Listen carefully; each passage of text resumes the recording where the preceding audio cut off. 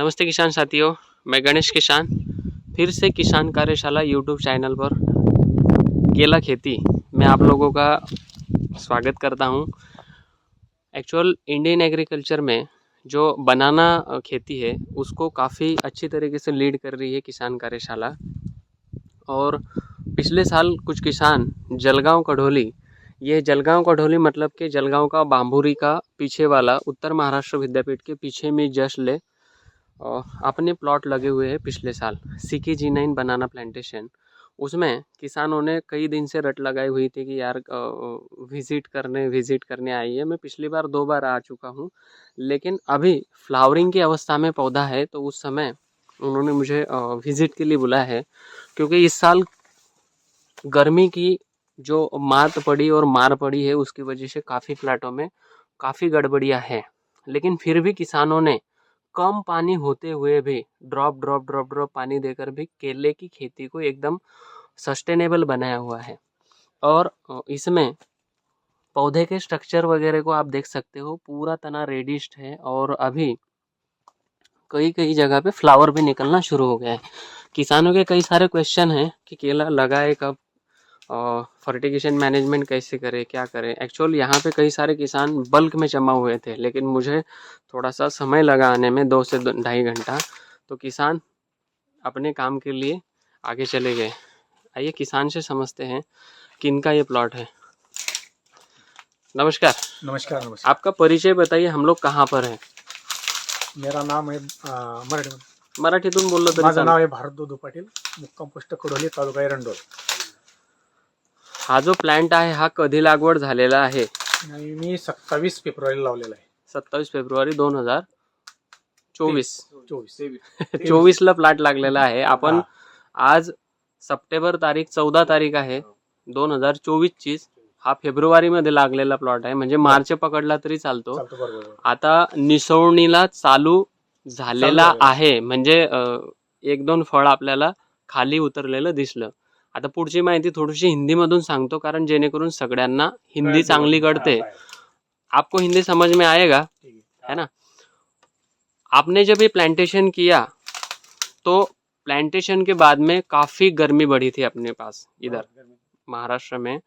लगभग 18 से 15 मार्च से ही टेम्परेचर एकदम हाई लेवल पे पहुंच गया था। लेकिन आप किसानों ने मुझे समझा, किसान कार्यशाला को समझा, और ये जो सन लगा के रखा था, ये दिखता है कि किसान ने क्या क्या मेहनत करके रखी हुई है। इसीलिए मैं हर बार बोलता हूँ कि ये किसान के मेहनत का ये पीछे फल है। ये किसान कार्यशाला नहीं ना, गणेश किसान ने, किसान ने जो 7 महीने यहाँ पे मेहनत की है, 6 महीने, ये उसका परिणाम और नतीजा है। क्योंकि गर्मी, धूप, अभी बारिश, ये सारी चीज़ों को आप झेलते झेलते यहाँ तक पहुँचे हो। अभी कई दिनों से आपके फ़ोन आ रहे हैं कि आप आइए, एक बार तो प्लॉट विजिट कीजिए। इसके पीछे का मतलब मकसद क्या है, आप लोगों को क्या अच्छा लगा मेरे साथ जुड़ने के बाद में? आपको रियली अंदर से बताना कि आपको क्या अच्छा लगा। बहुत अच्छा लगा हमको, आपको जो राय मिल रही है समय समय पे। हाँ, इस हिसाब से हम चालू हमारा क्या मतलब के लगभग के आप लोगों को ये समझ में आ रहा है कि केला पौधा बेचने वाली तो कई सारी कंपनियां हैं, ऐसी राय देने वाले कोई नहीं। हाँ, लेकिन समस्या जब आती है, रियल कंडीशन समस्या जब आती है, तो उस समस्या का परमानेंट सॉल्यूशन कोई दे नहीं पाता है। या तो रिपेयर होने के बाद खेत पहुंचते या फिर फोन ही नहीं उठाते। ये समस्या समझ में आती है। दूसरा कि हर केला किसान को ये समझना है कि केला लगाने से पहले मैं कब लगाऊं, क्योंकि अभी कई सारे द्वंद्व चल रहे हैं केला में। अभी केला खेती में अच्छे से अच्छे रेट है, तो हर किसी को लग रहा है कि मैं केला खेती में ही जाऊं। जैसे आपने बोला कि फतेहपुर में आप गए तो वहां पे 28 लाख रुपए का प्लॉट बिका, ऐसा हुआ 18.5 लाख 2800 पौधा। तो ये अच्छी चीज है, ये हर किसान को मिलना चाहिए मेरी तरफ से। लेकिन ये सारी चीजें समझने के बाद अगर आप केले की तरफ टर्न हो रहे हो और एक बल्क बन रहा है, तो होता क्या है, जब बल्क बनता है तो बहुत ज्यादा रकबा होने की वजह से अगले साल हो सकता है कि आप ड्रॉबैक या रिवर्स आओ। तो किसान को मैं ये बोल रहा हूं कि भेड़ चाल में नहीं चलना है। जिसको 10 एकड़ केले की खेती करनी है, तो 10 एकड़ की केला खेती करनी है, तो उसमें से 5 एकड़ पे आप अभी जाओ, 10 का 10 एकड़ मत लगाओ। हाँ, रेट इतना भी कम नहीं मिलेगा कि जितना आप सोच रहे हो कि गणेश भाई बोल रहे हैं तो यार फिर तो मैं खत्म ही हो जाएंगे, वो उतना नहीं मिलेगा। लेकिन आज आप आज की अपेक्षा से अगर केला लगा रहे हो तो हो सकता है कि अपेक्षा भंग हो आपकी अगले साल। तो इसीलिए थोड़ा सा समझ कर ही केले की खेती में जाना है। समझ कर मतलब कि क्या, अगर 5 एकड़ का रकबा कर रहे हो तो 2.5 एकड़ अभी करो, 2.5 एकड़ एक फरवरी मार्च में करो, ताकि 2 बार, क्योंकि दोनों सेशन एकदम स्ट्रांग होते हैं। आपने देखा होगा कि अभी दिवाली के समय भी अच्छा रेट मिलता है, और दूसरा अपने तरफ नवरात्रि जो अपन नवरात्रि कौन सी बोलते हैं, महाशिवरात्रि की नवरात्रि जो बोलते हैं ना, उसको अपन चैत की नवमी बोलते हैं उसको, उसमें भी अच्छा रेट मिलता है। तो वो कब तक, 10 से 15 अप्रैल तक बढ़िया से बढ़िया रेट मिलता है। तो उस हिसाब से किसान ने केला खेती की तरफ टर्न होना चाहिए। अभी इस साल केला खेती में कई सारी चुनौतियां आई है। कौन सी चुनौती आई है, तो केला खेती में केला लगाने के बाद में इतनी गर्मी और इतना टेम्परेचर बढ़ा। जैसे जिन किसानों ने अप्रैल में केला लगाया, मई में केला लगाया, तो उन किसानों का फ्लावर जो है वो अर्ली आया हुआ है। देखने के लिए मिल रहा होगा आपको कि 5.5 महीने में वियान हो चुकी है, मतलब पौधे ने फ्लावर दे दिया है। तो किसान को क्या लगता है, हर बार कई जगह पे जैसे भूरांड वाली गोरांड वाली जमीन है हमारी, तो वहां पे 7-7 7.5 महीने के बाद फ्लावर आता है। आपने देखा होगा, क्योंकि केला खेती अभी से नहीं कर रहे हो आप, सफेदे हो गए आप लोगों के बराबर। लेकिन इस साल टेम्परेचर बहुत ज्यादा होने की वजह से केला खेती में प्री मैच्योर बेबी बहुत सारे आए हुए हैं। प्री मैच्योर में होता क्या है, तो प्री कभी भी होता है वो अनुकूल नहीं होता है। अनुकूल मतलब कि हम जैसी यील्ड चाहते हैं वैसा नहीं होता है।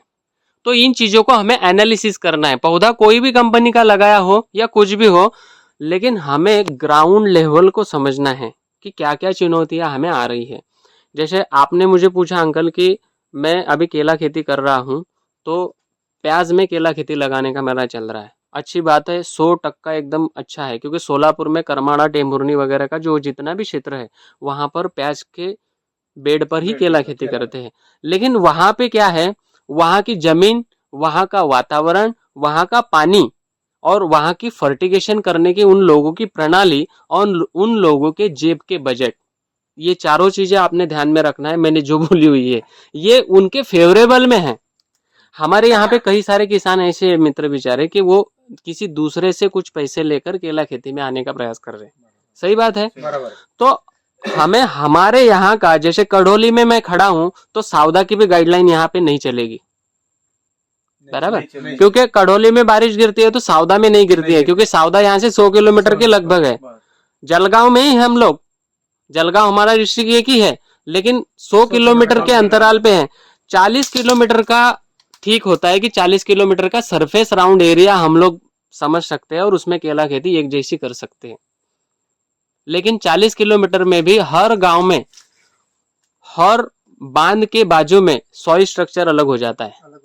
एक ही खेत में 2 तरह के सॉइल स्ट्रक्चर होते हैं, कई आधा काला होता है तो आधा भूरान वाला होता है, दोनों में यील्ड में फर्क आता है।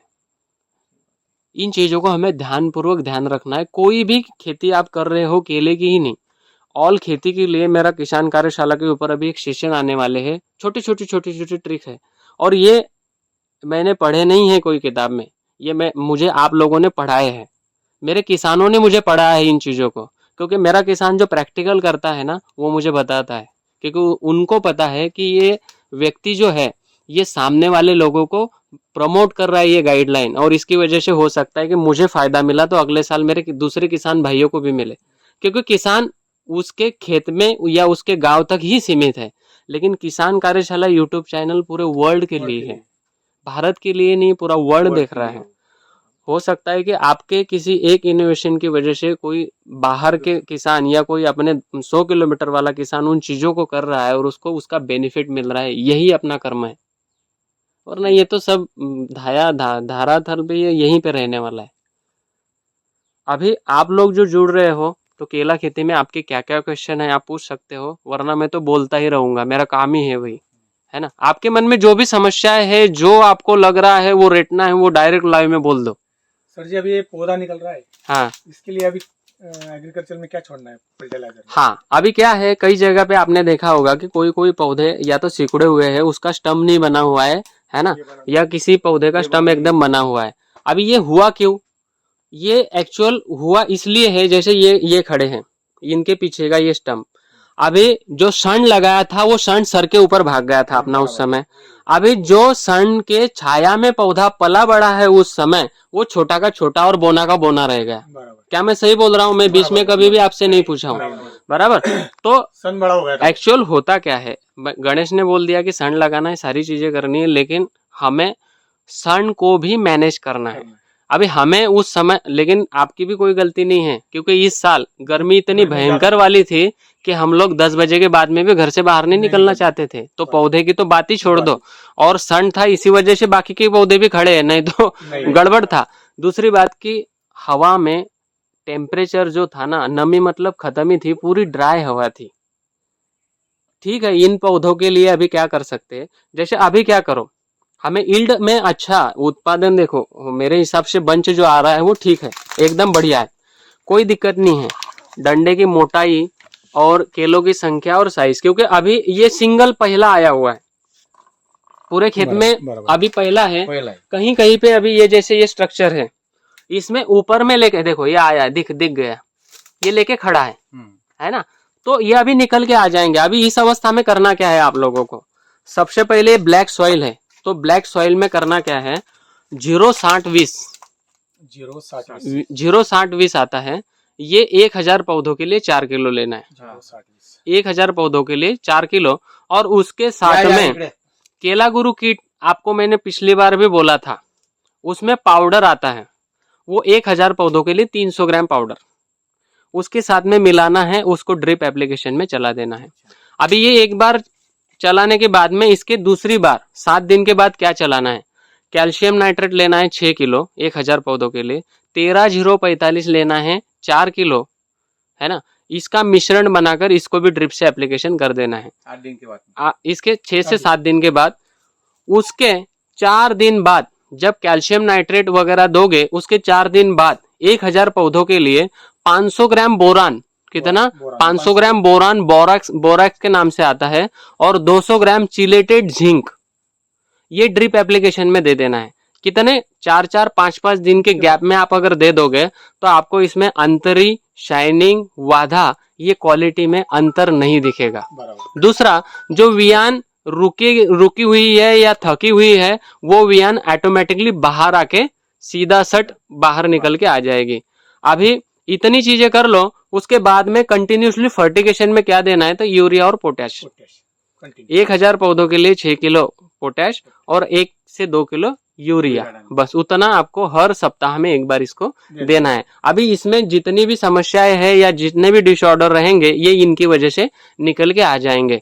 कई किसानों के पास कई सारे बोतलों के लिए भी फोन आ रहे हैं, और बड़ी बड़ी 5-5 लीटर की कैन है मार्केट में कि आप इसको ले लो, इससे वाधा शाइनिंग हो जाएगा, सारी चीजें हो जाएंगी। वो अपनी जगह पे ठीक है और उससे होता भी है, लेकिन उसके व्यतिरिक्त आपको मार्केट से लेने की बजाय आपके पास वाले व्यक्ति से या कहीं पे सस्ती वाली वो चीजें अगर लेनी है, तो आप इसके लिए एचडीएल प्रोटीन पाउडर 1000 पौधों के लिए 500 ग्राम, क्या हाइड्रोलाइट बेसिस वाली एचडीएल प्रोटीन पाउडर, वो 500 ग्राम, और उसमें 1000 पौधों के लिए 2 किलो गुड़ बराबर ये, और 200 ग्राम अल्कोहल मतलब के देशी शराब, बराबर। ये सारी चीजों को एक जगह पे मिक्स करके आपने अगर इसको ड्रिप से दे दिया, तो इसमें क्वालिटी कर शाइनिंग, वाधा, चकाकी और पत्तों में ग्रीनरी, ये कंटिन्यूसली बूम हो जाएगी, कटेगा जब तक वो एक बार देना पड़ेगा। वो एक बार उसका रिजल्ट अच्छा मिलेगा, उसका 100% उसका रिजल्ट आपकी आंखों के सामने आएगा। कोई साइड इफेक्ट नहीं होगा, कोई, मैंने ये प्रैक्टिकल किए हुए हैं, मैं इसको जिया हूँ, पिया हूँ, मतलब कर लिया है इन चीजों को। और इसी फॉर्मूले को लेकर कई सारी कंपनियां बोतल ला रही है, उनका भी कोई दोष नहीं, क्योंकि किसान को नहीं मिलता है। तो समय पे 5 लीटर के कैन उठाओ और उसको छोड़ दो। कई जगह पे अभी जैसे उस्मानाबाद, सोलापुर, कहीं से फोन आता है, तो वो खाली कैन का फोटो डालते हैं, उसके कंटेंट में देखता हूँ, बोलता हूँ छोड़ दो। नहीं मिल रहा है तो कम से कम उसको रुकाओ तो मत। शराब हर जगह पे मिल जाती है, अल्कोहल, और गुड़ हर जगह पे मिल जाता है, उसको उसमें मिलाकर छोड़ने का बोल देता हूँ। तीसरा, कि मच्छर नहीं आए, मच्छर आपके खेत में बिल्कुल भी नहीं है, नहीं तो इतने समय में तो फुगा देते वो, वहां पे तो मैं भयंकर परेशान हो गया। हर 15 दिन में या 8 दिन में एक बार चारों तरफ मच्छर के लिए स्प्रे करवा दो। मच्छर के लिए क्लोरो आता है, क्लोरो और नीम ऑयल उसमें ले सकते हो। चारों तरफ पहले घूम लेना है और बीच बीच में 10-10 फापटियां छोड़ के बीच में चल जाना है। पौधे के ऊपर नहीं, नीचे मारना है तने के पास में, ताकि मच्छर मर जाए। और 5-7 जगह पे ऐसी जगह पे नीम के पत्तों का धुआं कर देना है, ताकि ये मच्छर वगैरह वो ऑर्गेनिक काम हो जाएगा आपका, ठीक। और बंच निकला हुआ है तो बंच निकलने के बाद में मैं आप सब लोगों को एक शेड्यूल भेजूंगा, वो शेड्यूल फॉलो करो। कोई दूसरी चीज लाने की आवश्यकता नहीं, उससे क्वालिटी, शाइनिंग, पिटिंग पाटिंग कुछ नहीं आएगा। वाधा तो आज ही मुझे आंखों में अच्छा दिख रहा है कि इसका वाधा टाइट है, बराबर। ये भरेगा, पोषण करेगा तो और अच्छे से खुलेगा। आपके साथ वाले ही बारामती वाले जो किसान हैं, उन्होंने आज ही मुझे फोटो डाले हैं। आपकी गाड़ी एक इधर आई थी, एक गाड़ी उधर गई थी, तो आपको भी मैं वो फोटो दिखाऊंगा कि वहां पे कितना मतलब कितना फर्क आता है। देखो, एक ही साथ गाड़ी गई हुई है और एक ही मतलब अलग अलग जगह पे पौधा लगा हुआ है, तो उनके यहाँ पे वियान 30% हो चुकी है, अपने यहाँ पे अभी स्टार्टअप शुरू हुआ है। और वो वहां पे किसानों ने वो वियान देखकर 1 लाख पौधों की बुकिंग ले भी ली है। अभी वो बुला रहे आपके जैसे कि आप आ जाओ तो ये बुकिंग लेकर जाओ। मैंने बोला रहने दो, मैं आऊंगा जब आऊंगा, क्योंकि बारामती मतलब पास वाला स्टेशन नहीं है। ठीक है, अभी कुछ क्वेश्चन है आप लोगों के केले को लेकर? वो बारीक वाला वही मैंने बताया, ये मैं नहीं बताऊंगा, ये किसान ही बताएंगे आपको। और अगर मैं झूठ बोल रहा हूं तो किसान से पूछ लो कि ये चीजें कैसी है। हाँ, अभी इससे होता क्या है, ये याला पकडा, मी सांगतो तुम्हाला काय काय प्रॉब्लेम येतात आपल्याला, आणि आपल्या डोळ्यासमोर असतात, पण आपण त्याला क्लिअर नाही करू शकत। आता प्रत्येक वेळेला होतो काय, हर बार होता क्या है, मैं हर बार किसानों को बोलता हूँ कि सन लगाओ। अभी सन की वजह से भी मैंने यील्ड को पुअर होते हुए देखा है, क्योंकि ये भी कहीं ना कहीं खाद भोजन ले रहा है। तो 2 पौधों के बीच में मैंने उसी समय बोला था कि 2 पौधों के बीच में डालो, बराबर है। क्यों? क्योंकि 2 पौधों के बीच में रखते हो, भले ही वो पहले 8-10 दिन झुलसेगा, लेकिन बाद में एक बार सन बड़ा हो गया ना तो उसको जगह मिलती है पत्तों के। अभी ये इसके पास में ही आ गया, तो ये जहां जहां पत्तों के उसके पास में था ना, ये न्यूट्रिशन पुअर दूसरा ये ऊपर भागने का प्रयास कर रहा था उससे। और जिनको चटक लगी या जिनको सूरज की रोशनी भी लगी वो रुके, लेकिन बाद में झुके नहीं, वो डायरेक्ट स्पीडली रैपिडली यानी अपना सन जो डालते हैं अपन 1 फीट थोड़ा अंदर ही डालने का, इधर ही दोनों के सेंटर में डालना है। यहाँ पे मैंने इनको चौकोन करने का बोला हुआ था, बराबर। नहीं, हमारी गलती है वही सर जी। नहीं, अभी हमारे दोस्त ने लगाया था सर, इसमें उसने जिगजैग पद्धति से लगाया था। नहीं, हमारी गलती ऐसी हुई, एक बार हमने पहले ही बेड पे सन लगा दिया, इसके बाद में पौधा लगाया। अभी इन पौधों को भगाना कैसे, ये पूछना चाहिए। जो हो गया वो ठीक है। ठीक है, इन पौधों के लिए करना क्या है, 50 kilo ammonium sulphate, 50 kilo ammonium sulphate, 5 kilo 3-19-19, 40 kilo नीम की खल्ली या सरसों की खल्ली, निंबोडी पेंट ज्याला म्हणतात, त्याच्यामध्ये एक शेणाची पोतडी, आपलं कुजलेलं शेणखत जे असतं ती 1-2 पोतडी। आता ही किती झालं, 150 किलो झालं बघा, बरोबर। 50 किलो अमोनियम सल्फेट, 50 किलो शेण, 40 किलोची निंबोडी पेंटची थैली आणि 50 किलो शेण, हे 150 किलो झालं। आता असे झाड हे बोटावर मोजणे एवढे आहेत आपल्या इथं। समजा 4000 झाडांमध्ये 400 जर असले तर आपल्याकडे 150 किलो मटेरियल झालेलं आहे। मग प्रत्येक झाडाजवळ जिथं ड्रीप आहे तिथं ह्या बाजूला 1 मूठ आणि ह्या बाजूला 1 मूठ जर का तुम्ही टाकून दिली तर हे झाड रॅपिडली पडायला लागतात। हे झाड याला स्पेशल याचा वेसल डोस टाकून द्या, बरोबर। 3-19-19 5 किलो त्याच्यामध्ये टाकायचं, कारण ते प्रायमरी 3 न्यूट्रिशन आहेत त्याचे फास्ट वाले, ते अमोनियम सल्फेट सोबत हे लगेच पटकन बुंदा पडायला लागतो आणि झाड पण सरकन पुढे पोंगा काढतं। आता हे काय झालेलं आहे, आजूबाजूचे याला पुढे जाऊ देणार नाहीत। मग याला खालून जर पुशअप दिले, हे असे जे झाडं आहेत हे जे छोट्या पिरक्या याचे आहेत ना यांना, बरोबर। आणि नंतर आता तुम्ही 0.60-20 आणणारच आहेत, 25 किलो महाग मॉलिक्युल मिळतं, पण त्यातलं 2-3 किलो वाचवून ठेवायचं। ते 2-3 किलो वाचलं की 200 लिटर पाण्यामध्ये त्याला टाकायचं, केला गुरु किटचं जे पावडर त्या सोबत टाकायची, आणि याला 200 ml नंतर एक 10 दिवसानंतर याला ड्रिंचिंग करून टाकायची। तुम्हाला 1 महिन्यानंतर हे झाड सुद्धा ओळखता येणार नाही, हे पण बुंदा चवडा करून टाकतील, कारण ज्याला वेन झाली त्याचे पानं 2 खाली 3 खाली येऊन जातात, म्हणजे याला जागा मिळते। मग जागा मिळाली की याला खालून पोषण जर मिळालं तर हे पटकन पडतात। आता तुम्ही बघितलं असेल की आपल्या याला पिलांची संख्या पण फार कमी आहे, कमी, जास्त नाही। एक दोन आहे मोठ्या तर मुश्किल. हे पोषक तत्व जे आहेत लागवडीला, आता हे आपलं फेब्रुवारी मध्ये आहे म्हणून ज्यांच्या ऑगस्ट मध्ये लागवडी आहेत त्याला पिलांची संख्या भरपूर जास्त आहे. आहे. हा म्हणजे आपला ऑब्झर्वेशनचा हा पार्ट आहे. नाही तर कोणी काय म्हणेल माझ्या याला पिलं कमी येतात, तसं नाही. लागवडीचा टाइम हा मॅनेजमेंट कोणत्या वेळेला लागवड झालेली आहे आणि त्याला काय अपायकारक गोष्टी घडत आहेत आणि आपल्याकडून काय चुक्या झालेल्या आहेत त्या जर आपल्या लक्षात आला तर आपण कधीच गणेशला सोडून नागेशकडे जाणार नाही ना राहुलकडे जाणार नाही. आपल्याला आपली शेती रिपेअर करायची. मी त्यावेळेसही बोलला होता की सर, नाही रोपं लावायला पैसे असले तर कंद जरी लावले तरी मी कंद तुमच्या गावातच सक्सेस केलेले आहेत. राजू दादांचे बरोबर. एक्सपोर्ट क्वालिटीचा माल आणला हो होता, हो हो आणला होता की नाही आणला होता. पण त्याच गाईडलाईन मुळे हे माझ्या सोबत आज जोडून आहे आणि हा प्लॉट पण तसा झाला पाहिजे. आता भाव आपल्या हातामध्ये नाहीये, पण आपलं हे कर्म आहे. प्रत्येक शेतकरी तर कर्मच करतो आहे. ते पैसे मिळवत का नाही मिळवत, बरोबर, तो एक पार्ट वेगळा आहे, बरोबर. पण माझ्या माहितीनुसार तुमच्या मेहनतीला फळ चांगला आलेला आहे. ह्या वर्षाच्या मी आता कमीत कमी भरपूर ठिकाणी फिरून आलो. एक 4 दिवस आधी तुम्ही फोन केला तर आम्ही अंजनगाव, सुरजी, परतवाडा, अचलपूर, जळगाव, अकोट वगैरे हे पूर्ण हे टाकत सुजून गेलेले आहे. माझी गाडी चालवून प्लस गडे हे करून चाललं जात नाही. हा, तर यील्ड ज्या आहेत ह्या वर्षाच्या यील्डच्या मानाने चांगली यील्ड आहे. अंतरी आहे, व्यवस्थित वाधावी आहे. आता तुमच्या सोबतच लागलेल्या ज्या ह्या आहेत, मी तुम्हाला हे जे दाखवत होतो की तुमच्या सोबत लागलेले जे प्लॉट आहेत फेब्रुवारी मार्चचे, त्यांच्या पण मेन चालू झालेले आहेत. तर बारामतीचे आहेत हे पंढरेचे. मी आताच तिथं याला होतं, हे बघा सकाळी 9:45 त्यांनी फोटो टाकलेले आहेत. हे बघा, हे तुमच्या सोबतचे आहेत. बघितलं, वाधा म्हणजे वाधाच आहे. हे बघा, त्यांचे 8 पंजांमध्ये 160 केळी भरतात. 8 पंजांमध्ये. हा, आता ही सुरुवातीचं 10% आहे. याच्यानंतर अजून यील्ड व्यवस्थित येईल. जे नंतरचे येणारे बर्ड आहे ना ते अजून चांगले येतील. 18 पण अजून येतील बरे अजून. आता याच्यामध्ये लगभग जर बघितले सेकंड पंजाला याला 1 2 3 4 5 6 7 8 9 10 11 12 याला 24 आहेत आणि वरच्या पंजाला 1 2 3 4 5 6 7 8 9 10 11 म्हणजे 22 केळं आहेत आणि 24 म्हणजे आहे लगभग आपल्याला 8व्या 9व्या पंजापर्यंत आपली हे पूर्णतः होऊन जाईल. आणि दंडा एकदम जाडा आहे, बरोबर. आता हा जो दंडा आहे हा असा झिगझॅग मध्ये येण्यामागचं कारण काय, तर हा थंडीमध्ये भरपूर शेकला गेलेला दादा आहे.